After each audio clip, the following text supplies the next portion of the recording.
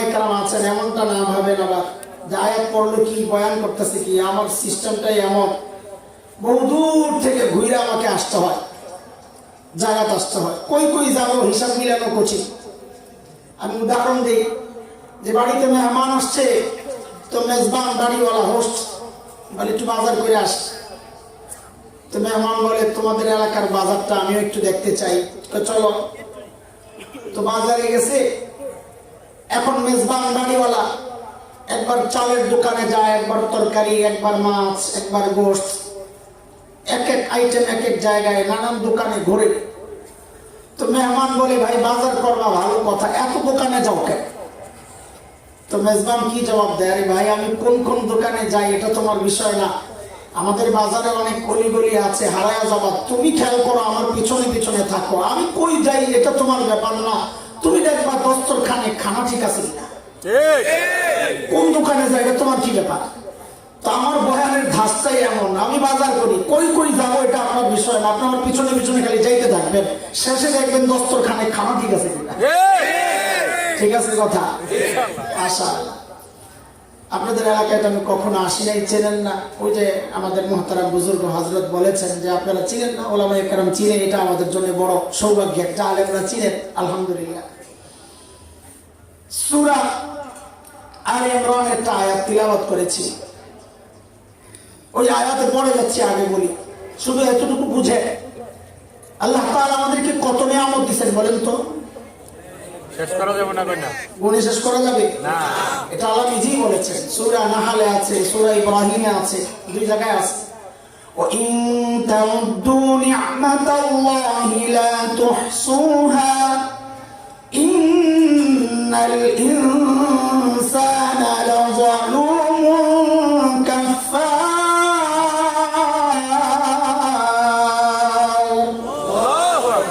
আল্লাহ এত নিয়ামত দিচ্ছেন, আল্লাহ বলেন যদি গণে শেষ করা যাবে না, শেষ করতে পারবা। এর মধ্যে সবচেয়ে বড় নিয়ামত, সবচেয়ে বড় নিয়ামত দুইটা। কেমনি বুঝলাম? আল্লাহ বলেন না যে এই নিয়ামত গুলো সবচেয়ে বড় নিয়ামত, আল্লাহর শব্দ ব্যবহার থেকে অনুমান করা গেছে। দুই জায়গায় আল্লাহ নিয়ামত বর্ণনার ক্ষেত্রে মান ব্যবহার করেছেন। মান আরবিতে মান মানে হচ্ছে খোঁটা দেওয়া। কেউ যখন কাউকে খোঁটা দেয় তো নিশ্চয়ই ছোট অনুগ্রহের উপর খোঁটা দেয় না, বড়টার উপর খোঁটা দেয়, তাই না? ধরেন আপনি একজনকে 100 টাকা দিচ্ছেন, আবার কখনো 1 লক্ষ টাকাও দিছিলেন, যখন খোঁটা দিবেন আপনি কি বলবেন? তোরে না একদিন 100 টাকা দিছিলাম, না বলবেন 1 লক্ষের কথা? 1 লক্ষের কথা। খোঁটা মানুষ ছোটটা দেয় না, খোঁটা দিলে কোনটা দেয়? আল্লাহর শানে খোঁটা, এটা বেমানান, আমরা খোঁটা বলবো না। আল্লাহ দুই জায়গায় অনুগ্রহ প্রকাশ করেছেন যে বান্দা এই বড় নিয়ামতগুলো আমি তোমাকে দিয়েছি। এর মধ্যে একটা সূরা হুজুরাতের শেষ আয়াতের আগের আয়াতে আসছে, মালিক বলেন ইয়ামুন্নুনা আলাইকা আন আসলামু কুল লা তামুন্নু আলাইয়া ইসলামাকুম বালিল্লাহু ইয়ামুন্নু আলাইকুম আন হাদাকুম লিল ঈমান ইন কুনতুম সাদিকিন। আল্লাহ বলেন বান্দা ঈমানের নিয়ামত দিয়ে আমি তোমার উপর সবচাইতে বড় দয়া করেছি। কোন নিয়ামত? 2 নাম্বার খুতবায় যে আমি আয়াতে কারিমা তিলাওয়াত করেছি, আল্লাহ বলছেন লাকাদ মান্নাল্লাহু আলাল মুমিনিনা ইয বা'আসা ফীহিম রাসূলান মিন আনফুসিহিম ইয়াতলু আলাইহিম আয়াতিহি ওয়া ইউযাক্কিহিম ওয়া ইউআল্লিমুহুমুল কিতাবা ওয়াল হিকমাহ ওয়া ইন কানূ মিন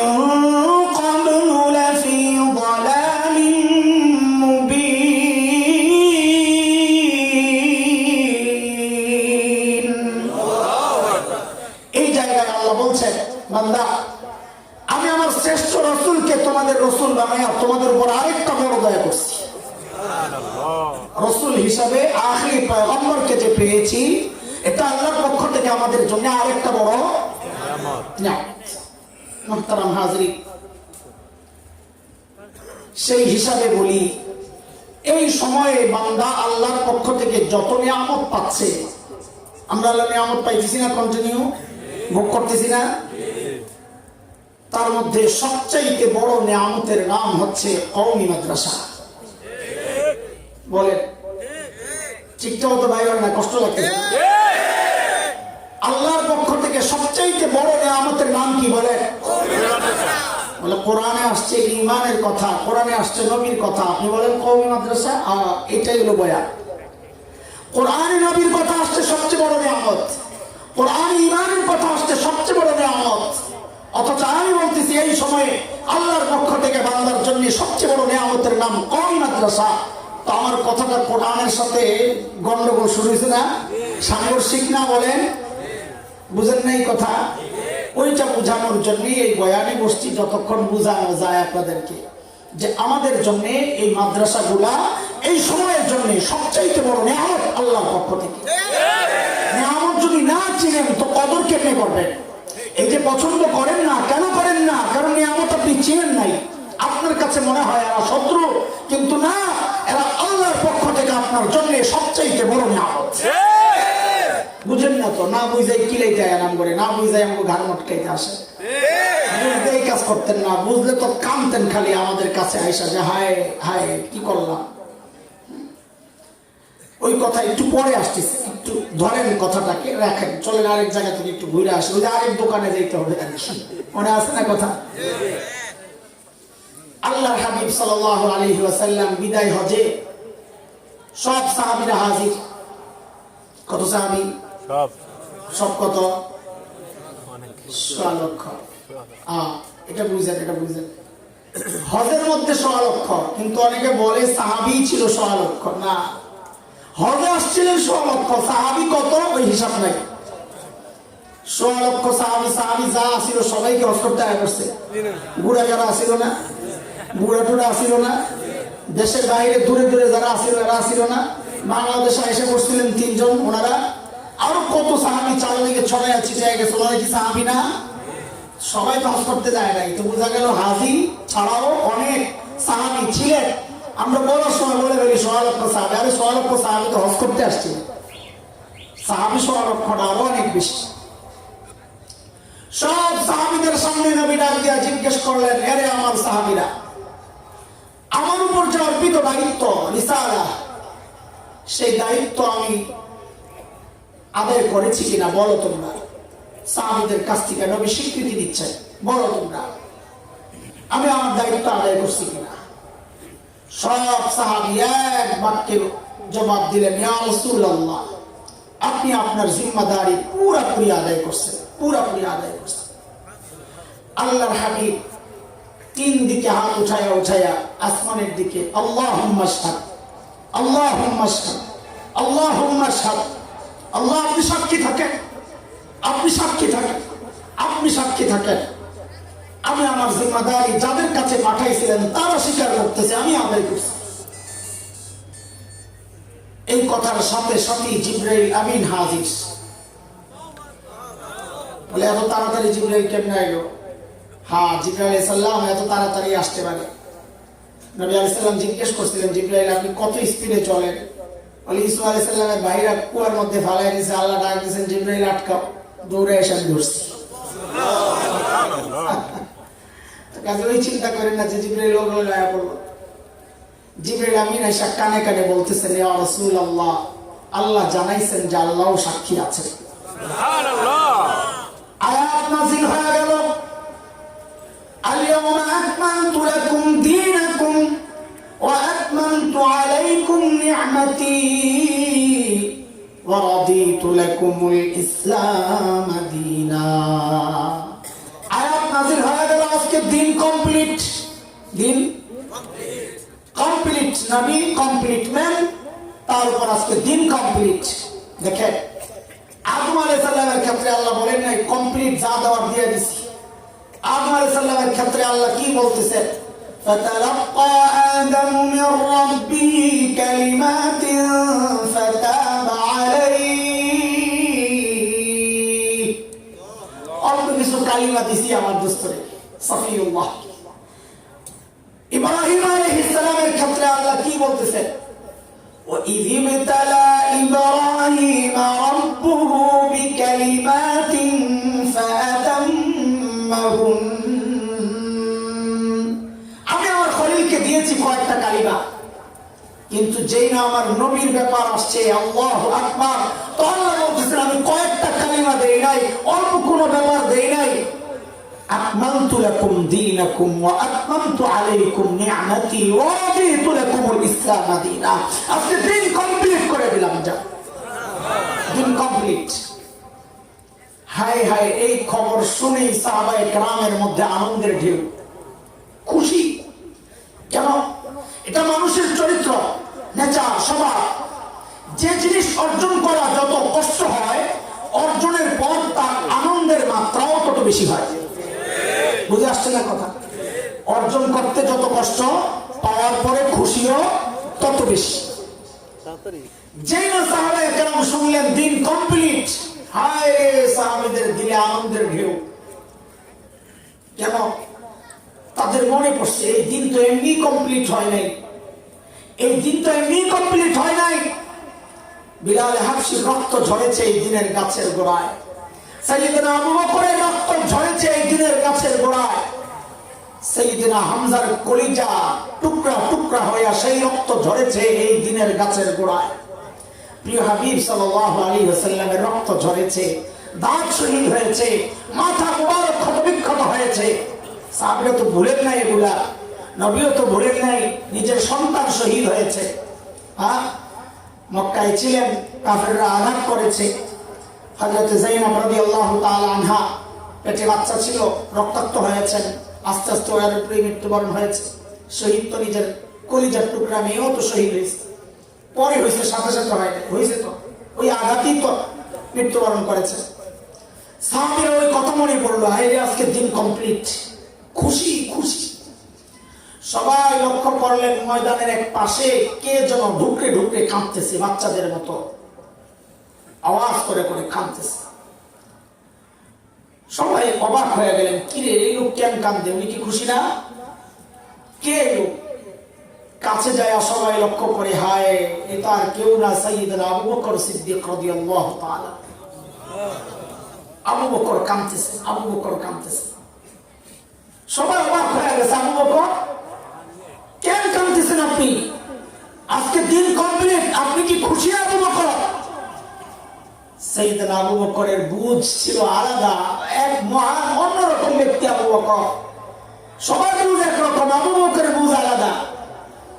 এই জন্য হযরত ওমর বলেছে, সমস্ত উম্মতের ঈমান যদি এক পাল্লায় রাখা হয়, তা আবু বকরের ঈমানের পাল্লা ভারী হয়ে যায়। কারণ আবু বকর মানুষটাই আলাদা। সাইয়েদনা আবু বকর কান্দেন আর বলেন, আরে তোমরা খুশি হচ্ছ, দিন কমপ্লিট, বুঝো না কেন? দিন কমপ্লিট মানে হচ্ছে আল্লাহর হাবিবের চলে যাওয়ার সময় হয়েছে। দিন কমপ্লিট মানে নবী চলে যাবেন, বুঝো না কেন? হ্যাঁ, যেই এই কথা বললেন নবী, সাথে সাথে ময়দানের পুরা চিত্র পাল্টে গেছে। যারা এতক্ষণ আনন্দ প্রকাশ করতেছিলেন, এখন তাদের মধ্যে কান্নার রোল। কারণ সাহাবীরা সব বরদাস্ত করতে পারে, নবীকে হারানোর ব্যথা বরদাস্ত করতে পারে না। হ্যাঁ, হযরত ওমরের মতো এত শক্ত মানুষ, তিনিও এসে বললেন কি, যে বলবে নবী ইন্তেকাল করেছে, আমি একদম কল্লা ফালাই সহ্য করতে পারতেছেন না। গড়াগড়ি মদিনার অলিতে গলিতে সাহাবীরা গড়াইতেছে। এক সাহাবী তো দৌড়ে চলে গেছে খেজুর বাগানে, যায় কাঁদতেছে আর বলতেছে, আল্লাহ, যে চোখ দিয়ে আপনি হাবিবকে আর দেখবো না, আল্লাহ, আমি এই চোখ চাই না, আমার এই চোখ তুমি উঠায় হয়ে যাও। আল্লাহ উঠায় নিয়েছেন, দোয়া কবুল করছেন, দিলের কথা তো আল্লাহ উঠায় নিয়েছেন, দৃষ্টি শক্তি। এত পাগল সাহাবীরা এখন এতক্ষণ আনন্দ প্রকাশ করতেছিল, যেই না নবী বলেছেন, যেই না আল্লাহ আসলো, আল্লাহ আকমালতু লাকুম, আনন্দ প্রকাশ করতেছিলেন, যেই না আবু বকর ব্যাখ্যা দিলেন এইভাবে, আরে দিন কমপ্লিট মানে নবীর চলে যাওয়ার সময় হয়েছে। ময়দানের দৃশ্যপট উল্টা, এখন সব কাঁদতেছে, সব কাঁদতেছে। নবী আলাইহিস সালাম দেখলেন, হায়, অবস্থা তো এক ভয়ানক অবস্থা, কান্নাকাটি জোর। ডাক দিলেন, এই শোনো, তারাকতু ফীকুম আমরাইন লান তাদিল্লু মা তামাসসাকতুম বিহিমা। কিতাবাল্লাহি ওয়া সুন্নাতা রাসূলি, কিতাবিল্লাহ পড়া যায়। দেখো কালেমটা বুঝতে, এরা আমার সাহাবীরা শুনো শুনো, পেরেশান হওয়ার কোনো কারণ নাই। তারাকতু ফীকুম আমরাইন, আমি তোমাদের কাছে দুই জিনিস রেখে গেলাম। কই জিনিস? দুই জিনিস। লাম তাদিল্লু মা তামাসসাকতুম বিহিমা, যতদিন পর্যন্ত ওই দুই জিনিসকে আঁকড়ে থাকবা। লাম তাদিল্লু মা তামাসসাকতুম বিহিমা, যতদিন আঁকড়ে থাকবা কোনদিন পথভ্রষ্ট আর গোমরা তোমরা হবা না। কয় জিনিস? কয় জিনিস? এক নম্বর আল্লাহর কিতাব, কি বলেন বলেন? আল্লাহর কিতাব। দুই নম্বর নবীর সুন্নাহ, কি? নবীর সুন্নাহ। কয় জিনিস? সুন্নাহ হাদিস যা আছে, নবীর আমল, নবীর কথা, নবীর স্বীকৃতি সব বলে রেখে গেলাম।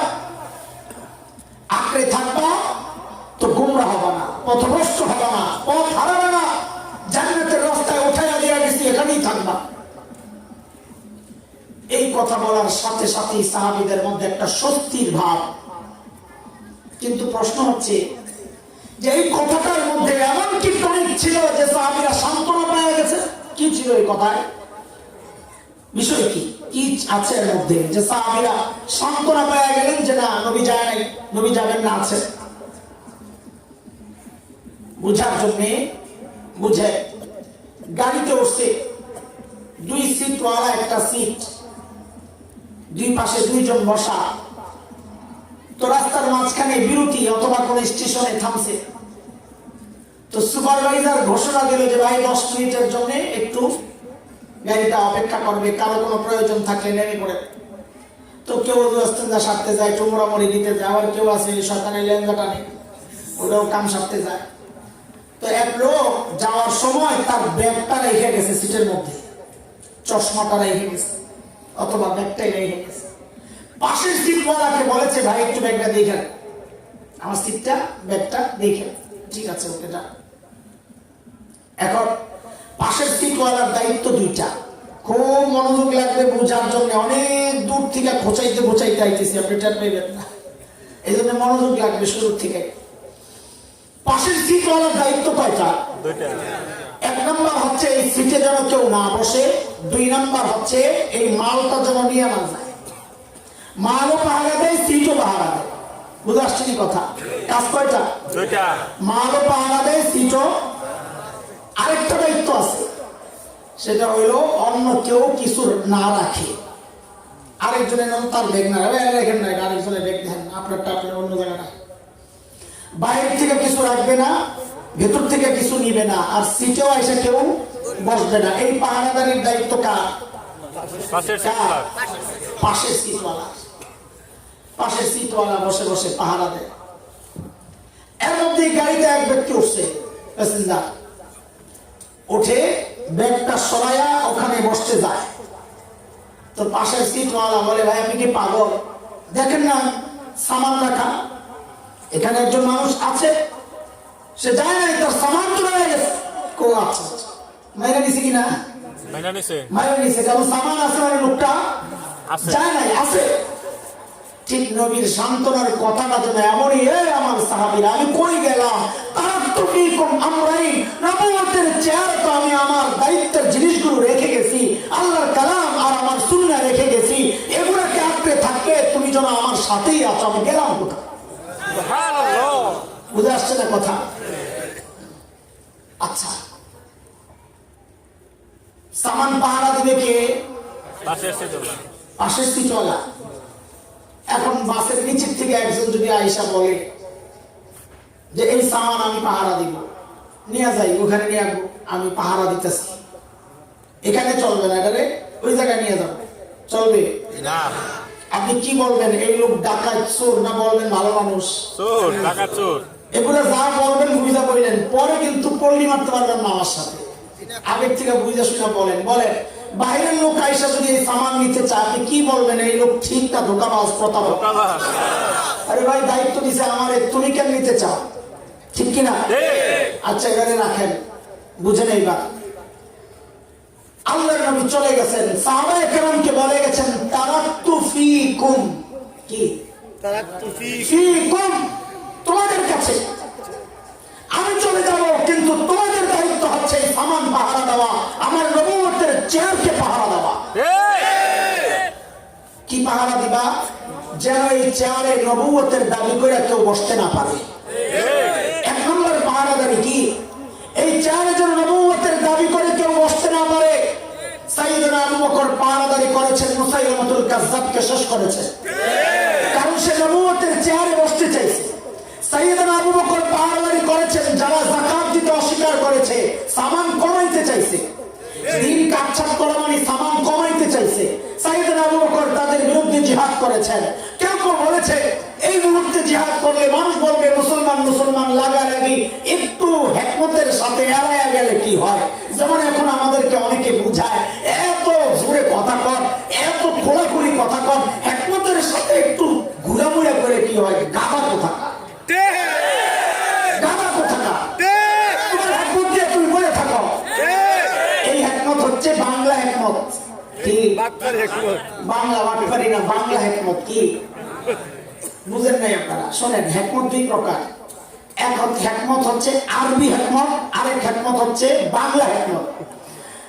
আরবি হিকমতের অর্থ একটা, বাংলা হিকমতের অর্থ আরেকটা। আপনারা যে হিকমত বুঝেন, ওই হিকমত মানে হচ্ছে ভাই সময় ভালো না, সত্য গোপন করো। সময় ভালো না, সত্য। আর আরবি হিকমত হচ্ছে সময় যতই খারাপ হোক সত্যকে কৌশলে বলে দাও।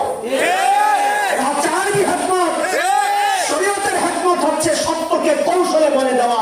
একজন আমাকে চোখ লাল করবে, হাত ভাঙতে চাইবে, গাল মটকাতে চাইবে, তার ভয়ে আমি শরীয়ত লুকাবো। ও দোস্ত, তুমি নিজেকে ওয়ারাসাতুল আম্বিয়া দাবি করার দরকার নাই। ওয়ারাসাতুল আম্বিয়ার জীবন চলে যাবে, এই জীবনের কোনো দাম নাই। এই জীবন তো মালিকের কাছে জান্নাতের বিনিময়ে বিক্রি করে দিয়েছি। যেহেতু বিক্রি করেছি, তো একমাত্র কথা, লাশ পয়গাম এই শরীর থেকে এই কল্লা বিচ্ছিন্ন হতে পারে, এই বুক থেকে কোরআনকে বিচ্ছিন্ন হতে দেব না।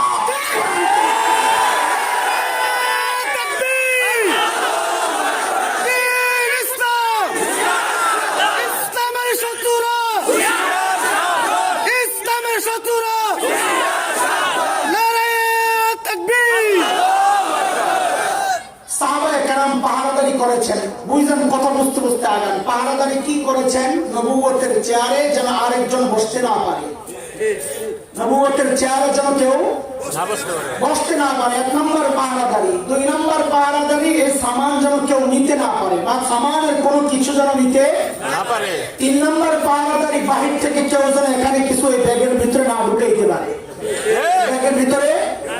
এই পাহারাদারি সাহাবায়ে কেরাম করেছেন, যেহেতু নবী আমানত রেখে গেছেন কাদের কাছে? কাদের কাছে? তারাক্তু ফীকুম আমরাইন। কাদের কাছে? সাহাবীদের কাছে।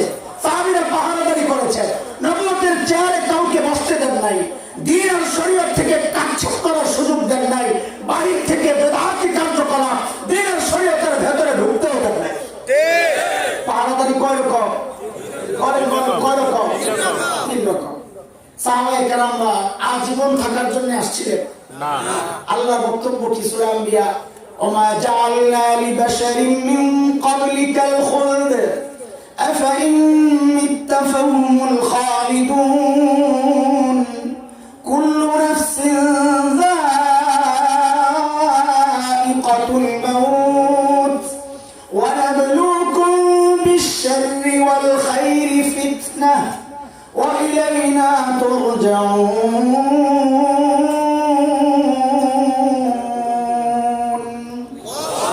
আল্লাহ নবীকে ডাক দিয়ে বলতেছেন, আপনি কি ভেবেছেন আপনার মৃত্যু হবে আর অন্যরা জীবিত থাকবে? আমি কাউকে চির জীবন দিয়া, অনন্ত জীবন দিয়া আমি কাউকে তৈরি করি নাই। কার কথা? কাজী সাহাবীরা অনন্তকাল থাকবেন না, এটা নবী জানতেন না? জানতেন না? তো নবী ওনাদেরকে পাহারাদারির দায়িত্ব দিয়ে নবী চলে যাবেন, তো ওনারাও তো চলে যাবেন, তো পাহারাদারি করবে কি? নবী ওই জায়গাও বন্ধ রাখেন নাই, চুপ থাকেন নাই, জানায়া দিয়েছেন যে কিয়ামত পর্যন্ত পাহারাদারি করবে কারা। নবী ঘোষণা দিয়ে দিলেন, ইন্নাল উলামা ওয়ারাসাতুল আম্বিয়া ওয়া ইন্নাল আম্বিয়া লাম ইউরিসু উরিসু দিনারান ওয়ালা দিরহামা ওয়া ইন্নামা ওয়ারাসুল ইলম ফামান আখাযাহু আখাযা বিহায্যিন ওয়াফির আও কামা ক্বালা আলাইহিস সালাতু ওয়াস সালাম। আমি হাদিসের ব্যাখ্যায় যাচ্ছি না, শুধু এতটুকু বুঝেন নবী বলেছেন এই সামানের পাহারাদারি করবে ওয়ারাসাতুল আম্বিয়া কারা? কারা কারা? উলামা কারা? নবী নিজের ওয়ারিস, সম্পদের পরবর্তী মালিক যারা হয় তাদেরকে কি বলে? আপনার মৃত্যুর পর আপনার সম্পদের মালিকানা যাদের ভাগে শরীয়ত কর্তৃক নির্ধারিত অংশ অংশে যাবে শরীয়তে, তাদেরকে কি বলে? বলেন না, ওয়ারিস বলে। এই খুব সূক্ষ্ম কথা, খেয়াল করেন, মনোযোগ আছে আপনাদের। এই মজলিসে আলেম ওলামাদের মজলিস না হইলে আমি এই টাইপের বয়ান করি না, কিন্তু ওখানে একটু একটা কথা কানে আসছে, ওই জন্যই আলোচনা প্রসঙ্গ আনছি, নাহলে আনতাম না। এই জন্য সূক্ষ্ম কথা, মনোযোগ থাকলে বুঝবেন। কেন বুঝবেন না? ইনশাআল্লাহ বুঝবেন ইনশাআল্লাহ। আমি রব্বি ইশরাহ লি পড়ে গেছি না বয়ানের আগে, তো আল্লাহ আমার উপর দয়া করবেন না যেন আমি আমার ভিতরের কথাটা আপনাদেরকে বুঝাইতে পারি। উপর থেকে রহমত আসবেই আসবে ইনশাআল্লাহ। আমি দোয়া করছি না আল্লাহর কাছে, মুসাফির মানুষ, আল্লাহ আমার কেন ফেরত দিবেন ইনশাআল্লাহ, বুঝবেন ইনশাআল্লাহ। তবে তাড়াহুড়ার কারণে কিছু কথা অস্পষ্ট থেকে যেতে পারে, তাড়াহুড়া করতেছি, তাহলে দরকার হলে 2.5-3 ঘন্টায় বয়ানের জন্য, সেখানে আধা ঘন্টা টার্গেট দিচ্ছি, এর মধ্যে তো আধা ঘন্টার উপরে গেছে না। আমি খালি ঘড়ির দিকে তাকাই, আপনি আজকে ঘড়িটা এনে দেওয়াইতে পারেন না, আপনি বললে তবে আরেকজনের প্রোগ্রাম নষ্ট হবে। ওনাদের সাথে এমনই তো কথা, শোন হয়েছে আমাদের ছায়া দিবে, দোষ বাড়ছে। দোয়া করেন যেন ওইদিকে মুসিবত না হয়। হুজুর বৈশা বৈশা দুরূদ শরীফ পড়তে থাকবো, অনেক মুসিবত না হয়। আমার কি, আমি 2 পাশে ঠেলাঠেলির মধ্যে আছি। যাওয়ার সময় বেটা যে দাওয়াত দিয়েছে কতবার কয়ে গেছে জিজ্ঞেস করে, খবরদার আমার বলছি সয়নটা করে একটু বসবেন না, বুঝলেন? আগে বিদায় করছে, একটু যাবেন আগে মাদ্রাসার মাহফিলে হাজিরা দিয়ে তো আমি যেতে পারবো না, আমার বিবেক ভাবতেছে আমার কাছে। এর মধ্যে ডিম খাইছি, বাদাম খাইছি, কত কিছু খাইছি। খাওয়ার একটা ইয়ে আছে না, আগে খাওয়াইলে হুজুর বড় সালাক, আগে খাওয়াইলেছে চাটা, এরকম মায়া ভিকা যায়। খাওয়ানোর মতো ঘুষ, এত মারাত্মক ঘুষ জগতে নাই। টাকা পয়সা দিয়ে আপনি যাদের ব্যবস্থা করতে হবে, এক বেলা খাওয়াই দিবেন, আপনার বিরুদ্ধে সহজে কথা নেই। টাকা তো পকেটে থাকে, এটা ভিতর পর্যন্ত যাইতে সময় লাগে, নানা দিকে সিট আছে, খাওয়ানো তো ডাইরেক্ট ভিতরে আছে, বড় মুসিবত এটা। তো যাই হোক, শোনেন, খেয়াল করেন, নবী বললেন পাহারাদারির দায়িত্ব কাদের? ওয়ারাসাতুল আম্বিয়া। আপনার সম্পদের মালিক যে সন্তান হবে, ওই সম্পদের পাহারাদারি কে করবে? ওই সন্তান না অন্য দূরের লোক? বুঝা বলছেন তো? পরে আবার ঘুরবেন না তো? দেখেন, কথা তো লাইন মতো বলি, সবাই লগে লগে রাজি হয়, পরে লাস্টে যায় তাদের নিজের বিরুদ্ধে গেছে, কয়টা কি করবে এত এই জন্য বলি পরে একটু ঘুরতে পারবেন, আগের থেকে জানাই রাখি। এই সম্পদের পাহারাদারি সন্তান করবে না পাশের বাড়ির কাকু? এখন পাশের বাড়ির ডাক্তার সাহেব, পাশের বাড়ির ইঞ্জিনিয়ার সাহেব, বহুত দিনদার আল্লাহওয়ালা বুজুর্গ, উনি যদি আইসা বলে বাজার এই সম্পদের পাহারাদারিটা আমি করি, আমার কাছে রাখ, আপনি কি করবেন? হ্যাঁ, কি ভালো না বাটপা না চিটা? ওরে বাটপা আর ওরে চিটা তো মাশাআল্লাহ, ইংরেজি বাংলা সব চলতেছে। তো যাকে দায়িত্ব দেওয়া হয় নাই, সে যদি দায়িত্ব আদায় করতে চায়, বোঝা যাবে তার মতলব ভালো না, কি উদ্দেশ্য? সে ডাকাতি করতে চায়। কি চায়? কি চায়? আর কথাটা বলে। এখন একজন ইঞ্জিনিয়ার সাহেব চিল্লা দিচ্ছেন, একজন ডাক্তার সাহেব চিল্লা দিচ্ছেন, আলহামদুলিল্লাহ অনেক বড় ভালো কাজ করছেন। তিনি যদি বলেন দিনের পাহারাদারি আমি করবো, মৌলবী আপনি কে? আলেম চলবে না, তো কি বলবেন আপনি? আপনি দিনের কাজ করেন বলে আপনি কি ঠিকাদারি নিছে? না ভাই, ঠিকাদার না, উম্মতের আলেম না, দিনের পাহারাদার, ঠিকাদার না, কি পাহারাদার বলে আমরা? বলে হ্যাঁ কাকু, আমি যদি দেখি ডাকাত মারাত্মক, আমি একা সামলাইতে পারবো না, তারপরে ডাক দিব, ও আসে ডাক্তার সাহেব, টাকা আসে, আমি সামলাইতে পারতেছি না। উম্মতের আলেমরা যদি মনে করে দিন তারা একা একা বাঁচাইতে পারতেছে না, তো আপনাকে ডাকবে, আসে, কিন্তু আপনি আইসা আলেমের আগে যাবেন না, পিছনেই থাকবেন। দিন যে কোনো দিনই বিষয়ে নেতৃত্ব দিবে কারা? কেন? নবী দায়িত্ব দিয়ে গেছেন তো তার কাছে। বাইরে তো এসে দায়িত্ব আদায় করতে গেলে বুঝতে হবে তার নিয়ত ভালো না, ভিতরে গড়বড়ি আছে।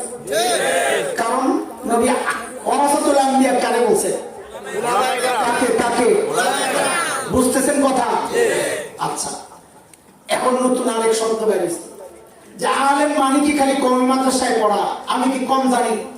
আলিফ বা তা সা খা সব জানি, আমি চিল্লা দিছি, আমি কত কিছু জানি। আলেম মানে কি খালি মাদ্রাসায় পড়া? আমি বলি না, আলেম মানে খালি মাদ্রাসায় পড়া না। তবে নবী বড় আজিব এক শব্দ লাগাইয়া দিচ্ছেন, ওয়ারাসা। কি? আলেমরা নবীদের ওয়ারিস, এই শব্দ লাগাই তো আপনি আউট হয়ে গেছেন। বলে কেমনে? করতে তো পার নাই, আপনি জানেন তো না। ওয়ারিস শরীয়তের মাসআলা শুনে খুব মনোযোগ দেন। ওয়ারিস হওয়ার জন্য শর্ত আছে মৃত ব্যক্তি আর যে ওয়ারাসার দাবি করবে যে আমি পাবো, এই দুইজনের মাঝখানে কোনো গ্যাপ থাকলে মিরাজ পাবে না। মিরাজের জন্য সংযুক্তি লাগে। কি লাগে? যেমন ধরে দুনিয়ায় আমার দাদা আগে আসছে, এরপর বাবা, এরপর নাতি, সিরিয়াল ঠিক আছে না?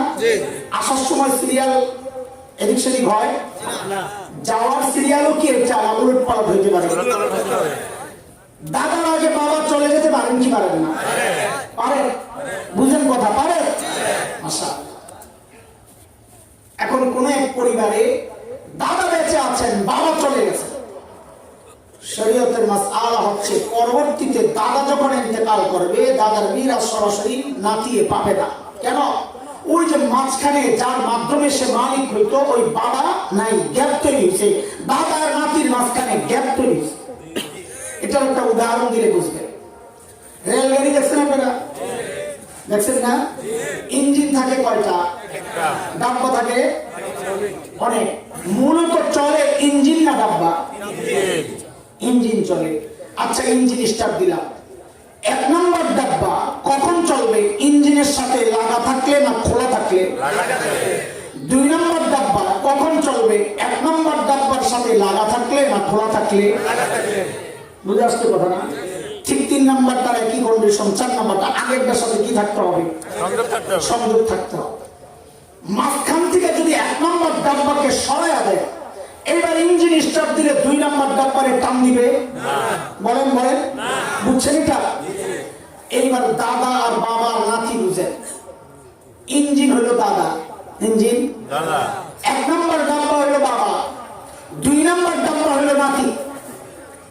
এখন মাঝখান থেকে এক নম্বর ডাব্বা বাবা যদি চলে যায়, বাবা আগে মারা গেছে, পরবর্তীতে দাদা যদি আখিরাতের দিকে ইঞ্জিন স্টার্ট দেয়, নাতি তিন নম্বর দুই নম্বর ডাব্বা যে নাতি টান দিবে?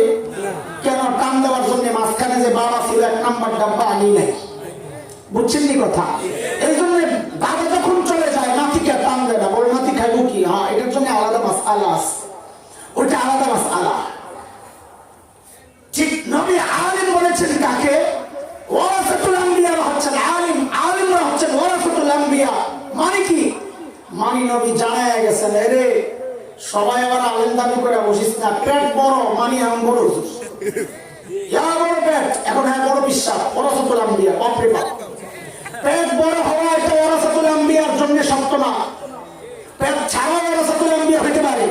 ওয়ারাসাতুল আম্বিয়ার জন্য শর্ত হচ্ছে যার থেকে মিরাজ পাইছো ইলম, তার পর্যন্ত তোমার সংযুক্তি থাকতে হবে। উস্তাদ থেকে ইলম পাইছো, ওই উস্তাদ তার উস্তাদ থেকে ইলম পাইছে, ওই উস্তাদ তার উস্তাদ থেকে ইলম পাইছে, ওইভাবে নবী পর্যন্ত তোমার ইলম পাওয়ার যদি সংযুক্তি থাকে, তাইলে তুমি আলেম, না হয় নিজেকে তুমি আলেম দাবি করতে পারো না। যেমন বুঝে বুখারী শরীফের প্রথম হাদিস, আলেমরা আছেন পড়ছেন, আপনারা জানেন অনেক, ইন্নামাল আমালু বিন্নিয়াত, শুনছেন না হাদিস? লম্বা হাদিস।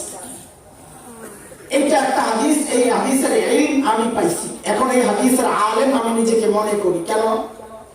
কারণ এই হাদিস আমি সরাসরি আমার উস্তাদের সাথে সংযুক্ত। আমি ধরেন কথার কথা 30 নম্বর ডাব্বা, রেলগাড়ি দিয়ে বুঝে আমি 30 নম্বর ডাব্বা, আমি আমার দুই উস্তাদ এই হাদিস পড়েছি দুই উস্তাদের কাছে, ঢাকার ফরিদাবাদ মাদ্রাসায় হযরত মাওলানা আব্দুল হাফিজ রহমতুল্লাহ আলাইহির কাছে পড়েছি, দেওবন্দে পড়েছি হযরত মাওলানা নাসির খান রহমতুল্লাহ আলাইহির কাছে। আমি আমার 30 নম্বর ডাব্বার সংযুক্তি লাগাইছি আমার দুই উস্তাদের সাথে, কারণ আমি সরাসরি তাদের কাছ থেকে পড়ছি। বুঝে আসছে না কথা? কথাগুলো কেন বলতে হয় জানেন এইভাবে? কারণ এখন অনেকেই নিজেকে পণ্ডিত তারা আলেম ভাবে, কেন ইন্টারনেট থেকে নামায় নামায় পড়ে। তার উস্তাদকে ফদিলাতুল শেখ আল্লামা মুফতি ইন্টারনেট লাআতুল্লাহ আলাইহি বলে, ইন্টারনেট দিয়ে তুমি আলেম পায়া নবী পর্যন্ত লাগাইতে পারবা না। কারণ ওই সময় ইন্টারনেট ছিল না যে নবীর থেকে মেসেজ করে পরবর্তী আরেকজনের কাছে মেসেজ পাঠাইছে, ওই মেসেজ আরেকজনের কাছে আসছে, ওই কাম হয়ে নাই, কপি পেস্ট হয় নাই নবীর থেকে। আরে কথা ঠিক কিনা বলে? আমি আমার এই হাদিস পড়েছি দুই উস্তাদের সাথে সংযুক্তি লাগাইয়া। আমার দুই উস্তাদ 29 নম্বর ডাব্বা। মানে তোমার উস্তাদদের সংযুক্তি আছে কিনা না তারা আবার প্ল্যাটফর্মে পরিত্যক্ত ডাব্বা? না না, আমার দুই উস্তাদের উস্তাদ ছিলেন শাইখুল আরব ওয়াল আজম হযরত হুসাইন আহমদ মাদানী নওয়ারাল্লাহু মারকাদা। বলে তার সংযুক্তি আছে কিনা? বলে আছে, কারণ আমার দাদা উস্তাদের উস্তাদ ছিলেন শাইখুল হিন্দ মাহমুদ হাসান দাওবন্দি রাহমাতুল্লাহি আলাইহি।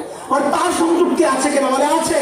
আমার দাদা উস্তাদের দাদা উস্তাদ হচ্ছেন কাসিমুল উলুম ওয়াল খায়রাত ইমাম কাসিম নানতুবি রাহমাতুল্লাহি আলাইহি। বলে তার সংযুক্তি আছে কিনা? নামাজখানে ফাঁকা। না না আছে, কারণ আমার দাদা উস্তাদের দাদা উস্তাদ হচ্ছেন শেখ আব্দুল গনি মুজাদ্দিদ দেহলভী রাহমাতুল্লাহি আলাইহি। তার উস্তাদ হচ্ছেন শাহ মোহাম্মদ ইসহাক আদ-দেহলভী রাহমাতুল্লাহি আলাইহি। তার উস্তাদ হচ্ছেন শাহ মোহাম্মদ ইসহাক আব্দুল আজিজ আদ-দেহলভী রাহমাতুল্লাহি আলাইহি। তার উস্তাদ হচ্ছেন শাহ ওলিউল্লাহ মুহাদ্দিস দেহলভী রাহমাতুল্লাহি আলাইহি। তার উস্তাদ হচ্ছেন আবু তাহির আল-মাদানী রাহমাতুল্লাহি আলাইহি।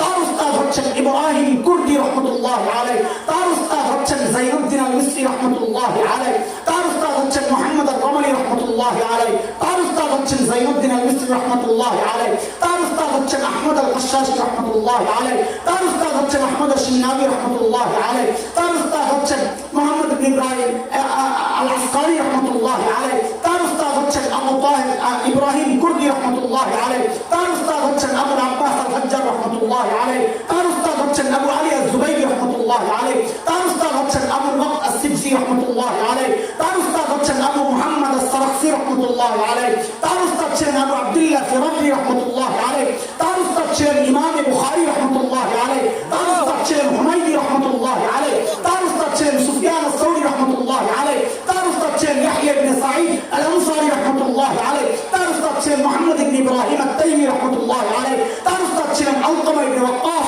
আল-লাইসি রাহমাতুল্লাহি আলাইহি। তার উস্তাদ ছিলেন উমর ইবনে খাত্তাব রাদিয়াল্লাহু তাআলা আনহু। তার উস্তাদ ছিলেন মুহাম্মদুর রাসূলুল্লাহ সাল্লাল্লাহু আলাইহি ওয়াসাল্লাম। আমার উস্তাদ যেমন এইরকম নবী পর্যন্ত আমাদের সংযুক্তি, আমাদের সমস্ত আলেমদের উস্তাদ নবী পর্যন্ত সংযুক্তি। আল্লাহু আকবার। আরে আলেম নিজেকে আলেম দাবি করো তো ওয়ারাসাতুল আম্বিয়া হওয়ার যে শর্ত মিরাস যিনি রেখে গেছেন সেই মৃত ব্যক্তি পর্যন্ত তোমার সংযুক্তি আছে না মাঝখানে গ্যাপ আছে? আগে প্রমাণ দাও। যদি নবী পর্যন্ত তোমার উস্তাদের ঠিকানা না থাকে, উস্তাদের এই সনদ না থাকে, উস্তাদের এই সিলসিলা না থাকে, তুমি বহুত বড় পণ্ডিত হতে পারো কিন্তু ওয়ারাসাতুল আম্বিয়া আলেম হতে পারো না। পাহাড়দারি করবেন কারা? উলামায়ে কেরাম। সমস্যা দুইটা। এক সমস্যা হচ্ছে আপনারা ঠিকাদার নাকি আমরাও আছি, এটা এক সমস্যা। আরেক সমস্যা হচ্ছে হুজুররা কি বুঝে, কি হুজুররা কি বুঝে। এরা মনে আমার হুমকি দেয়। কদিন আগে একজন দিয়ে বলতেছে, এরা হুমকি দেয় আমরা বলে জানাজা পড়বো না, পেলাম কোনো জানাজা শুনছেন না? তো না লাগে কেমনি কি আমার বাপের জানাজা আমি পড়াবো। বাপের জানাজা তুই পড়াবি, তোরটা করবো কি? আচ্ছা ঠিক আছে, একটা নাইলে হেসেলে পড়বো, বুঝতে পারে। তা আমাদের জিজ্ঞাসা, তুই যে জানাজা পড়াবি দোয়া শেষ করি। জিব্রাইল এসে শিখায় গেছে, আল্লাহ মানে জিব্রাইল, দোয়া জানাজা, এরকম নাকি কথা? ওই আসছে তোর কাছে? না আমার আমার মা শিখেছে। তো মা রেখে শিখেছে? আমার নানা শিখেছে। তো নানা রেখে শিখেছে। তার বাপ শিখেছে। তার বাপ রেখে শিখেছে। হুজুরের কাছে যাবে না, তাও গৌরবী করবো। কোন হুজুর শিখায় নাই, এত গৌরবী করতেই থাকবো। এরপরে কে শিখেছে? কবে না জালেম। এরপরে শিখেছে আর কি, তার বাপে শিখেছে। তার বাপ রেখে শিখেছে। হুজুর করবো না, তার বাপে শিখেছে। তার বাপ রেখে শিখেছে। তার বাপে শিখেছে। আর এরপরে কে শিখেছে? তো হুজুরের কাছে যাবো না, তার কথাই শিখেছে। ঠিক আছে মানলাম। শেষ কর। কোন জায়গায় যাইয়া শেষ করবি কর। একটা জায়গায় যাইয়া বলবে লাস্টে মুহাম্মদুর রাসূলুল্লাহ শিখেছে নাকি? না আরেকজন আছে উস্তাদ, আরেকজন তো আবু জাহেল, আরেকজন কি আবু লাহাব, উতবা সাইবা। যদি হেরা শিখায় তো কর, আর যদি না আমরা আবু বকর শিখাইছে, তাহলে আবু বকরকে কে শিখাইছে? কে শিখাইছে? বলে না আমার ওমর শিখাইছে, আর ওমরকে কে শিখাইছে? রাদিয়াল্লাহু আনহু। বলে আমার আলী ওসমান শিখাইছে, আলী ওসমানকে কে শিখাইছে? কথা কয় না? আরে কে শিখাইছে? আখের শিক্ষককে, আখের শিক্ষককে, আখের শিক্ষক তোর বাপও না, তোর বাপের বাপও না, তোর দাদাও না, তোর পরদাদাও না। তিনি কোন বড় পুরুষের বাবাই ছিলেন না, ছোট বাচ্চা আগের থেকে মারা গেছেন। আখের তোকে যে শিখাইছে, তোর 14 গোষ্ঠীর যারা শিখাইছে, 14 পুরুষ যারা শিখাইছে, সব গোড়ায় হচ্ছে একজন মৌলবী, পুলিশ না। সেই মৌলবী হচ্ছে সব মৌলবীর লিডার, যেই মৌলবীরে মিরাজ দিয়ে গেছেন, ওই মৌলবীর নাম হচ্ছে মুহাম্মদুর রাসূলুল্লাহ সাল্লাল্লাহু আলাইহি ওয়াসাল্লাম। মৌলবী ছাড়া একেবারে যাইবে বেত সুজা, সব ভুলে গেল, সব ভুলে গেল। আরে দোস্ত মনে রেখো, মৌলবীদেরকে যে ঘৃণা করে খোদার কসম, আলেম হওয়ার কারণে তার ইমান থাকবে না। আমি ফতোয়া দিলাম, ইমান থাকবে না, ইমান থাকবে না।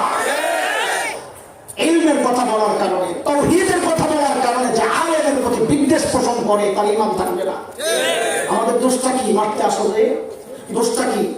তোমার ক্ষমতা ভাবতে ওরা চাইছে আলেমরা, না শিরকের বিরুদ্ধে বলেছে? তো শিরকের বিরুদ্ধে খালি আলেমদের কথা না, কোরআনের কথা। ইন্নাল্লাহা লা ইয়াগফিরু আন ইউশরাকা বিহি ওয়া ইয়াগফিরু মা দুনা যালিকা লিমান ইয়াশা।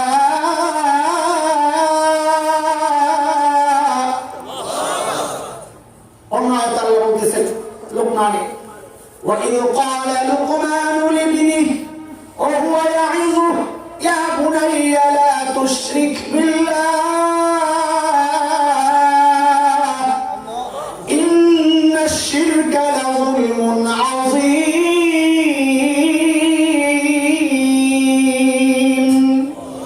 বলে আমরা তো মূর্তির পূজা করি না, কহা এটাও ঠিক। পূজা তো করো না, বানাইছো না, কহা বানাইলে কি সমস্যা? বলে বানাইলে সমস্যা দেখেই তো নূহ আলাইহিস সালাম আল্লাহর কাছে বিচার দিছে। পূজা ছাড়াই যদি বানায় তো নূহ আলাইহিস সালাম কি করছে আল্লাহর কাছে? সূরা নূহের মধ্যে আছে, তুমি কোরআন খোলো, নূহ আলাইহিস সালাম আল্লাহ এরা মারাত্মক চক্রান্ত করতেছে। ওয়ামাকারু মাকরান কুব্বারা, আল্লাহ মারাত্মক চক্রান্ত করতেছে। কি চক্রান্ত করে? তারা বলে ওয়াকালু লা তাযারুন্না আলিহাতাকুম ওয়ালা তাযারুন্না ওয়াদ্দান ওয়ালা সুওয়াআ ওয়ালা ইয়াগুস ওয়া ইয়াউক ওয়া নাসরা ওয়াকাদ আযাল্লু কাসীরা। আল্লাহ মারাত্মক চক্রান্ত করে। বলে কি করে বলেন না? আপনি আল্লাহ জানেন না? আল্লাহ বলাইতেছেন যেন জগৎবাসী জানে। আল্লাহ কেন বলাইতেছে? জগৎবাসী যেন জানে। তো নূহ আলাইহিস সালাম বলতেছেন আল্লাহ এরা বলে লা তাযারুন্না আলিহাতাকুম, যেগুলারে পূজা করো মূর্তি, এগুলারে ছাইরো না, প্রতিমা, মূর্তি বলে না, বলেন প্রতিমা, এদেরকে ছাইরো না। বিশেষ করে ওই যে তোমাদের নেতা খেতা যেগুলা মুরব্বী আছিল, 5 জন মুরব্বী ছিল, বড় বুজুর্গ, ওয়াদ্দা, সুওয়া, ইয়াগুস, ইয়াউক, নাসার, নূহ আলাইহিস সালামের যুগে ওই 5 জনের তারা ভাস্কর্য বানাইছিল। কি বানাইছিল? কি বানাইছিল? ভাস্কর্য বানাইছিল। এমন তো কইলে সমস্যা, হুজুরা খালি জোর করে এক করতে চায়, মূর্তির মধ্যে ভাস্কর্যের মধ্যে কোনো পার্থক্য নাই। তো এখন জ্বালায় করে আমরাও মাইনা লইছি, মাইনা লইছি। হ্যাঁ ঠিক আছে, মাইনা নিলাম, মূর্তি আর ভাস্কর্যের মধ্যে কোনো পার্থক্য নাই, পার্থক্য আছে। আমরা তো বলি পার্থক্য নাই, আর একটা পার্থক্য আছে। তা আমরা এখন মাইনা লইছি, পার্থক্য আছে। কি পার্থক্য? যে মূর্তি বানাইলে জাহান্নামে যাওয়া লাগবে, ভাস্কর্য বানাইলে দুজকে যাওয়া লাগবে। পার্থক্যটা ভাই ধরতে না। এরা যেহেতু এত জোর করে করতেছে, পার্থক্য যদি না দেয়, তাহলে পার্থক্য যদি বলি তো পার্থক্য তো আছে, তার গান হইবেন না, পার্থক্য একটা আছে। সেটা হলো মূর্তি বানাইলে করে যাওয়া লাগবে, ভাস্কর্য বানাইলে করে যাওয়া লাগবে। আছে না পার্থক্য? তাও আমরা গার্মটটা ইস্তারে ভাই, তাও হামান মিস না, পার্থক্য দেখাই দিছি। এবার মাইনালো নূহ আলাইহিস সালাম আল্লাহর কাছে, আল্লাহ এরাই ভাস্কর্য বানাইয়া এরা কি করে দেখেন? আপনি কি চান? কলা তাজিদি যালিমিনা ইল্লা দালালা, আল্লাহ গোমরাহি আরো বাড়াইয়া দেন। কোন নবী হইয়া গোমরাহি বাড়াইতে কয়? নূহ আলাইহিস সালাম জানে গুমরাহি বাড়াইলে তো আজাব হবে, গুমরাহি বাড়লে আজাব আসবে। কলবিলা তাজার আলাল আরদি মিনাল কাফিরিনা দাইয়ার, আল্লাহ এগুলো সব ধ্বংস করে দেন। ও যে আমাদের বাবনগরী হুজুর দোয়া করছেন, আল্লাহ মামুলকের এই দাড়িওয়ালা টুপিওয়ালা ছবির মধ্যে যারা পেশাবের ছবি প্রকাশ করেছে, যারা পড়েছে, আল্লাহ এদেরকে আপনি ধ্বংস করে দেন। করছে না বদুয়া? আরে এই বদুয়া করার পর কিছু সুশীল কুশীল হুজুর নবীর ওয়ারিস হইয়া উম্মতের বিরুদ্ধে বদুয়া করলো। নবী দোয়া করছেন, এরা নবীর কিসের ওয়ারিস? এরা নবীর কিসের ওয়ারিস? আমি সূক্ষ্ম কথা কি বুঝাবো আপনাদেরকে? নবী যে হাদিস বলেছেন, এই হাদিস বুঝে না বুঝে খালি লাফায়। নবী বলেছেন ইন্নাল উলামা ওয়ারাসাতুল আমবিয়া, আলেমরা সমস্ত নবীদের ওয়ারিস। কি আখির পয়গম্বরের ওয়ারিস? কি সমস্ত নবীদের ওয়ারিস? যেহেতু সমস্ত নবীদের ওয়ারিস, সমস্ত নবীর মিশন বাস্তবায়ন করা একটা আলেমের জিম্মাদারি। মূর্তি ভাঙতে যান কে? বলে মূর্তি ভাঙ্গার প্রধান পুরুষ খলিল ইব্রাহিমের ওয়ারিস আমরা, এই জন্য আমরা ভাঙতে যাই। বলে লড়াই করতে আসেন কেন? বলে আমরা নবী দাউদ আলাইহিস সালামের ওয়ারিস, এই জন্য জিহাদ করতে চাই। আল্লাহ দিতে চান কেন? বলে আমরা নবী জাকারিয়া আলাইহিস সালামের ওয়ারিস, এই জন্য জীবন দিতে চাই। বলে জেলখানায় যাওয়ার এত শখ জাগছে কেন? বলে আমরা নবী ইউসুফ আলাইহিস সালামের ওয়ারিস, এই জন্য জেলখানায় যেতে চাই।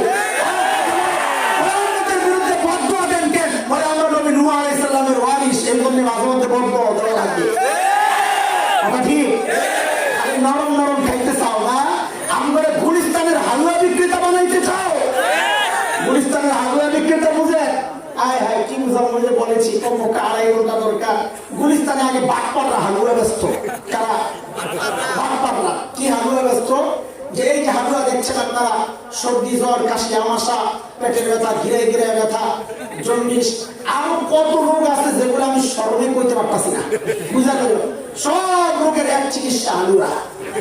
কি দেখছেন আগে দুনিয়া গুলিস্তান? এটা কি ভালো ডাক্তার না বাপ্পা? ভালো ডাক্তার কি বলবে? জ্বরের জন্য আলাদা ওষুধ, একটু বেশি হয়ে গেছে ভাইরাস, এটার জন্য আলাদা ওষুধ, ইঞ্জেকশন লাগবে তো ইঞ্জেকশনের ওষুধ, হ্যাঁ অপারেশন লাগবে তো অপারেশন থিয়েটারে নিয়ে যাও। এখন আপনারা জান কি জানেন? আমরা সব রোগের জন্য খালি সিরাপ খাওয়াই দিই। কবরের ওয়াজ, কান্দাকাটির ওয়াজ, এইটু কৌশল এগুলো এগুলো দরকার নাই। উম্মতের আখিরাতের কথা কর, উম্মতের কবরের নিচের কথা কর, আসমানের উপরে কথা কর। এই মাঝখানে এগুলো কয়ে টেনশন লাগে। আপনারা চান আমরা ওই হালুয়া বিক্রেতা হই? সব রোগের এক চিকিৎসা কবরের ওয়াজ, কবরের ওয়াজ, কবরের ওয়াজ, সব রোগের এক চিকিৎসা। আরে তোমার উম্মতের আলেমরা, উম্মতের ডাক্তার, ডাক্তার যদি মনে করে প্যারাসিটামল দিতে হবে তো ডাক্তার প্যারাসিটামল দিবে। ডাক্তার যদি মনে করে অ্যান্টিবায়োটিক দিতে হবে তো অ্যান্টিবায়োটিক দিবে। ডাক্তার যদি মনে করে ইঞ্জেকশন দিতে হবে তো ইঞ্জেকশন দিবে। ডাক্তার যদি মনে করে অপারেশন থিয়েটারে পাঠায়া অপারেশন করতে হবে, তখন আমরা ডাক্তার মামুলকে পাঠিয়ে দিই। ঠিক কিনা? সার্জন যাও কাজ হলে অপারেশন করা, ওই সার্জনরা যদি তুমি কও স্যার আমার অপারেশন করেন না, ওরে কেলে না, আমার একটা প্যারাসিটামল সিরাপ দেন, নাপা সিরাপ দেন স্যার। তাহলে তুমি পাগল না ডাক্তার পাগল? ডাক্তার তো শিখিয়ে আছে না? কোন হসপিটালে যায় যদি এক রোগী দেখে আল্লাহ হসপিটালে লেখা অপারেশন থিয়েটার, ওই হসপিটালে অপারেশন থিয়েটার আছে, আমি হসপিটালে ভর্তি হবো না, এরা জালিম, এরা সন্ত্রাসী। এই কথা কি ঠিক? কথা কি ঠিক? বুঝেন, বুঝতে পারেন কথা কি ঠিক? উম্মতের আলেমরা, উম্মতের এই দ্বীনের পাহারাদার, পাহারাদারদের দায়িত্ব হচ্ছে ডাকাতদের সাথে আপোষ করা না। পাহারাদারের দায়িত্ব এটা না যে এখন ডাকাতকে প্রতিহত করতে গেলে এখন মারামারি রাখবে, বিশৃঙ্খলা হবে। ও ভাই, আমি চুপচাপ ভয়া ঘুমায় আর নাক দেখায় ডাকাতি করে যাওয়ার তুমি লয়ে যাও, যাওয়ার সময় আমাদের কিছু দিয়ে দেয়। বলেন এই পাহারাদার, এটা কি পাহারাদার না বাপ্পা? বলেন কথা বলেন, এটা পাহারাদার না বাপ্পা? যে বলে আমাদেরকে শিখায় যে এগুলো বলার দরকার নাই, দরবারি, ওই দরবারিরা বলে এগুলো কি দরকার, এগুলো বিশৃঙ্খলার সৃষ্টি করা। আমরা মনে করি সে উম্মতের পাহারাদার হইতে পারে না। পাহারাদারের কাজ হচ্ছে ভিতরে কাউকে ঢুকতেও দিব না, ভেতর থেকে কাউকে বের করতে দিব না, দখলদারিত্ব কাউকে দিব না। নবীর এই নবুয়তের চেয়ারের মধ্যে নবুয়তের দাবি করে যখন কাদিয়ানীরা বসতে চায়, আমরা আমাদের জীবন দিয়ে হলেও পাহারাদাররা এই জালেমদেরকে প্রতিহত করবো ইনশাআল্লাহ। এই দিন থেকে কেউ কাটছাট করে ভেতর থেকে কিছু যদি সরাইতে চায়, জীবন দিয়ে প্রতিহত করবো ইনশাআল্লাহ। ইনশাআল্লাহ। আমি যদি না করতে পারি অন্তত এদেরকে মহাব্বত তো করি। আরে কথা কর, আমি বলতে পারি না, আমার সেই হিম্মত নাই। চুপ থাক, চুপ থাক, লেডা লাগাসকে, বেজাল লাগাসকে, কথা তো বলার দরকার নেই, তোর থেকে গুতায় নাই বলার জন্য। কিন্তু আরেক করে বললে তার বিরুদ্ধে কেন বলো, বিরুদ্ধে কেন অবস্থান নেয়? তার জন্য দোয়া করা দরকার, দোয়া করা দরকার। আল্লাহ আল্লামা মামুনুল হককে সব রকমের চক্রান্ত থেকে তুমি হেফাজত করো, অপনবীকে হেফাজত করো। এই সাহসী কণ্ঠগুলো আছে বলেই এখনো বাংলাদেশের দিন টিকে আছে। তুমি বিড়াল হয়ে যাও, বিড়াল হয়ে যাও, দেখবা বাংলাদেশের মানচিত্র থাকবে না, ইমানও থাকবে না। কথা বলেছে, তুমি বিড়াল হতে যাবা কে? তুমি তো বাঘের না। হাজারটা বিড়ালের মুখ দেখে বাঘ ডরায়, বরং একটা বাঘের লেন্সা দেখলেও বিড়াল দৌড় দেয়। কথা ঠিক কিনা? তুমি তো বাঘের না, তুমি বিড়াল হাজারটা দেখে ভয় পাবা কে? তোমার তো ভরসা আল্লাহর উপর। কার উপর? ইন তাওয়াল্লাউ ফাকুল হাসবিয়াল্লাহ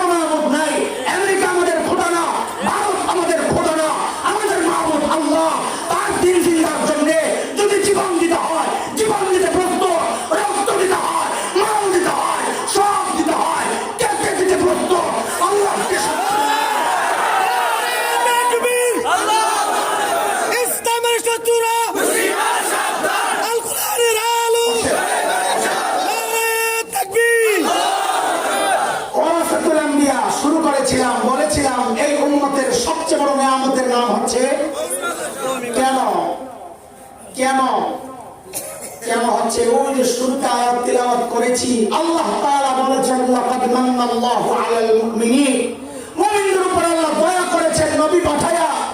নবীর যে মিশনগুলো আমার ভাই আমার আগে বয়ান করেছেন, তিলাওয়াত নবীর একটা মিশন। শুদ্ধ তিলাওয়াত কোথায় হয়? কবি মাদ্রাসা, কবি মাদ্রাসা না থানায়, না মেয়রের অফিসে, কোথায়? ইউনিভার্সিটি, কলেজ, আলিয়া মাদ্রাসা। কোন শিক্ষা ব্যবস্থাকে আমরা অবমূল্যায়ন খাটো করছি না, বাস্তবতা স্বীকার করেন। গোটা দুনিয়ার মধ্যে শুদ্ধ কোরআন তিলাওয়াতের সবচেয়ে সুন্দর মেহনত হয় বাংলাদেশের কওমি মাদ্রাসায়। এই নিয়ামত কেমন স্বীকার করবেন আপনি? শুদ্ধ তিলাওয়াত প্রশিক্ষণ সবচেয়ে সুন্দর ব্যবস্থা বাংলাদেশে। আল্লাহু আকবার। কানায় কানায়, কোথায় কোথায় নুরানি ট্রেনিং চলে গেছে, নাদিয়ার ট্রেনিং চলে গেছে, চিপায় চাপায় আল্লাহ কালামের মস্ত চলতেছে। সুবহানাল্লাহ। চান্দা দিয়া খোটা দেয়, খোটা। আমরা টাকা দিয়ে দেখি তো এরা চলে। টেবিল বিছায়া চান্দা উঠায়, টেবিল বিছায়া চান্দা উঠাই, ঠিক আছে। ট্রাক করে আটকাইয়া জোর করে নেই না, জোর করে নেই না। কথা এটা তো কাজ। সাংবাদিক দেখলে আমাদের দৌড় মারা, এটাও আমরা দেখে গেছি। একটু চান্দা নেয় কি জন্য? সমাজের সবচাইতে অবহেলিত ইতিম গরিবদের ভরণ পোষণের ব্যবস্থা তারা করে। যদি উন্নতের আলেমরা লক্ষ লক্ষ ইতিম আর গরিবের দায়িত্ব না নিত, এই ছাত্রগুলা মাদ্রাসার ছেলেগুলাই তো রাস্তায় বেকারত্বের কারণে চিন্তাই করতো, ডাকাতি করতো, চাঁদাবাজি করে আমরা সমাজের ক্ষতি করতেছি, উপকার করতেছি। কি করতেছি? উপকার করতেছি। নবী যে কাজগুলো করেছেন, যে চারটা জিম্মাদারি আল্লাহ নবীকে দিয়েছেন, শুদ্ধ তিলাওয়াত করা, তিলাওয়াত শেখানো, মানুষের আত্মা পরিশুদ্ধের মেহনত করা, মানুষকে সুন্নতের আমল শেখানো, এই সব কাজগুলোই কওমি মাদ্রাসায় হয়। এই দায়িত্বগুলো আদায়ের কারণে আল্লাহ যেহেতু বলেছেন নবী তোমাদের জন্য সবচেয়ে বড় নিয়ামত, কাজে এই দায়িত্ব যে প্রতিষ্ঠানে আদায় হবে ওই প্রতিষ্ঠান ও উম্মতের জন্য সবচেয়ে বড় নিয়ামত। বুঝে আসছে কথা? আরে কথা বুঝে আসছে? দোস্ত আমি আর কথা বলেছি তাড়াহুড়ার কারণে হয়তো কিছু এলোমেলো কথা এসে যাবে, তাই হয়েছে, আমি নিজেই বুঝতেছি। তাও বললাম আল্লাহর রাস্তে মাদ্রাসাকে মহব্বত করা শিখুন। নবী বলেছেন মান আহাব্বা লিল্লাহ ওয়া আবগাদা লিল্লাহ ওয়া আ'তা লিল্লাহ ওয়া মানা'a লিল্লাহ ফাকাদ ইসতাকমালাল ঈমান। মহব্বত কাউকে করলে কার জন্য করব? কাউকে ঘৃণা করলে কার জন্য করব? চান্দা যদি দিতে হয় কার জন্য দিব? বিরত যদি থাকতে হয় দেবো না তোর টাকা, তো কার জন্য? মুফাসসিররা বলেন, হাদিসের মুহাদ্দিস ব্যাখ্যায় বলেন মুহাদ্দিসরা, যে হাদিসের আওতায় যদি বলি কথা, তাহলে 4 শ্রেণীর মানুষকে মহব্বত করা যাবে না। কয় শ্রেণীর? বলেন কয় শ্রেণীর? কেন? কারণ মহব্বত করবো কার জন্য? আল্লাহর জন্য। 1 নাম্বার, লা ইয়াত্তাখিযুল মুমিনুনাল কাফিরিনা আউলিয়া মিন দুনিল মুমিনিন। কাফেরকে মহব্বত করা যাবে না। কেন? কারণ মহব্বত হবে কার জন্য? আল্লাহ। তো কাফেরকে আপনি কোন আল্লাহর জন্য মহব্বত করবেন? কাজে কাফেরকে মহব্বত করা দুস্তি বাদান খাতির না, কাফেরের সাথে কোনো খাতির নাই। হ্যাঁ, খাতির দেখাবো, করবো না। মহব্বত দেখাবো যেন আমার সুন্দর আচরণ আখলাক দেখে সেই ইমানের এই ছায়া তলে চলে আসে, এই জন্য দেখাবো। কিন্তু মহব্বত দিন থেকে বলেন বলেন করবো। 2 নাম্বার, ফাসিক ফুজ্জার, অপরাধী যারা, ওই যে বিতির নামাজে পড়েন না আপনারা, অনাখলাউ ওয়া নাতরুকু মান ইয়াফজুরুক, আল্লাহ যারা আপনার নাফরমান, এদের সাথে আমরা সম্পর্ক রাখি না, মহব্বত নাই এগুলোকে। নামাজের থেকে বাইরে হয়ে আমার দোস্ত সালাম আয়েন একটা মিনিটানি, কত বড় ধোঁকাবাজ দেখছেন নি কারবার। মহব্বত চলবে না। অপরাধীদের সাথে কোনো মহব্বত নাই, কারণ মহব্বত হবে কার জন্যে? তো অপরাধীরা তুমি মহব্বত করবা কার জন্যে? আল্লাহর জন্যে। নাউযুবিল্লাহ। 3 নাম্বার, জালেমকে মহব্বত করবো না, কারণ মহব্বত হবে কার জন্যে? কাজে কোনো জালেমকে আমি মহব্বত, আরে বুঝেন না এই কথা। 4 নাম্বার, কোন বিদআতিকে মহব্বত করবো না, কারণ হাদিসে আসছে মান ওয়াক্কারা সাহিবা বিদআ ফাকাদ আ'আনা আলা হাদমিল ইসলাম। যে ব্যক্তি কোন বিদআতিকে সম্মান করলো, সে ইসলাম ধ্বংসের সহায়তা করলো। এই জন্য মহব্বত করবো না। হ্যাঁ, কাকে মহব্বত করবো? ওই হাসরে আপনি কার লগে উঠতে চান কোন? তো মুদির লগে? হ্যাঁ, ট্রাম্পের সাথে? ও দাওয়াতের সাথে? রাজি না? তো নবী বলেন আল মারউ মা মান আহাব্বা, দুনিয়ায় যারা মহব্বত করছো হাসর তার সাথে হবে। এই জন্য কাফেরের মহব্বত করবো না, কারণ তার সাথে হাসরে উঠতে চাই না। ওরে বাপরে বাপ, চাই নাকি? নবী বলেছেন আল মারউ মা মান আহাব্বা, এই জন্য আমি ফাসিক ফুজ্জারকে মহব্বত করবো না, কারণ তার সাথে হাসরে উঠতে। 3 নাম্বার, নবী বলেছেন আল মারউ মা মান আহাব্বা, আমি জালেমকে মহব্বত করবো না, কারণ জালেমের দিকে আল্লাহ হাসরের মাঠে তাকাবেনই না, জিদ্দে শহরের দিকে। আমিও যদি তার লগে থাকে তো আমারও দেবো শহরের দিকে। আমি জালেমের লগে থাকতে চাই না রে ভাই, কাজে দুনিয়ায় তাদেরকে মহব্বত, কথা বলেন, করবো না। 4 নাম্বার, বিদআতির লগে থাকবেন, পানি খাইতে গেলে নবী কইবে সুবহান সুবহান, শহরের দিকে ভাগেন দিকে, ভাগেন দিকে। কাজে বিদআতির সাথে থাকতে চাই না, কাজে দুনিয়ায় মহব্বত করতে চাই না। তো কার সাথে থাকতে চাই? নবীর সাথে।